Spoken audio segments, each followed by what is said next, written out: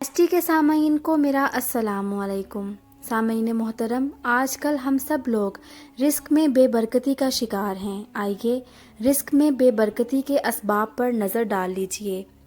نماز میں سستی کرنا، گناہ کرنا، خصوصاً جھوٹ بولنا، نیک اعمال میں ٹال مٹول کرنا، بغیر ہاتھ دھوئے کھانا کھانا، ماں باپ کے لیے دعائے خیر نہ کرنا، اندھیرے میں کھانا کھانا، دروازے میں بیٹھ کر کھانا، بغیر دسترخوان بچھائے کھانا، دانتوں سے روٹی کترنا، چینی یا مٹی کے ٹوٹے ہوئے برتن استعمال میں رکھنا، کھانے کے بعد جس برتن میں کھانا کھایا اسی میں ہاتھ دھونا، کھانے پینے کے برتن کھلے چھوڑ دینا، دسترخوان پر گرے ہوئے کھانے وغیرہ کے ذرے اٹھانے میں سستی کرنا، گھر میں مکڑی کے جالے لگے رہنے دینا، چراغ کو پھونک مار کر بجھانا، ٹوٹی ہوئی کنگھی استعمال کرنا۔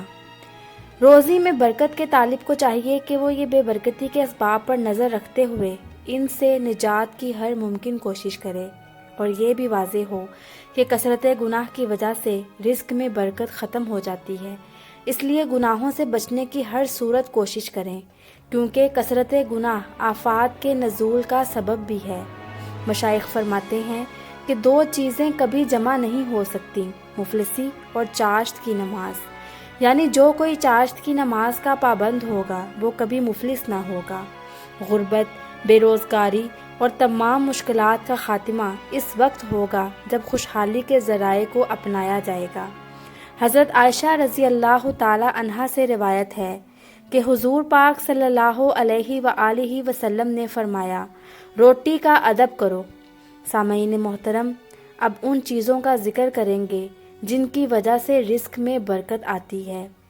قرآن پاک کی تلاوت کرنا، 5 وقت کی نماز پڑھنا، اللہ تعالیٰ کا شکر ادا کرنا، غریبوں اور مجبوروں کی مدد کرنا، گناہوں پر نادم ہو کر معافی مانگنا، ماں باپ اور رشتہ داروں کے ساتھ اچھا سلوک کرنا، صبح کے وقت سورہ یاسین اور رات کے وقت سورہ واقعہ پڑھنا۔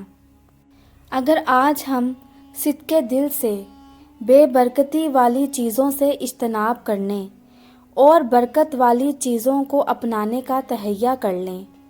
سامعین محترم، اس لفظ پر غور کیجئے، تہیہ کر لیں، یعنی ان سب کو دل سے اپنا لیں تو ہمارے گھر سے بے برکتی کا خاتمہ اور برکت کا نزول ہوگا انشاءاللہ۔ اللہ پاک ہم سب کے رزق میں برکت عطا فرمائے اور ہم سب کو رزق حلال کمانے کی توفیق عطا فرمائے۔ اگر آپ کو ہماری آج کی یہ ویڈیو پسند آئی ہو تو اس کو لائک کیجئے، اور بھی اچھی ویڈیوز کے لیے ہمارے چینل کو سبسکرائب کیجئے۔ آپ کا بہت شکریہ۔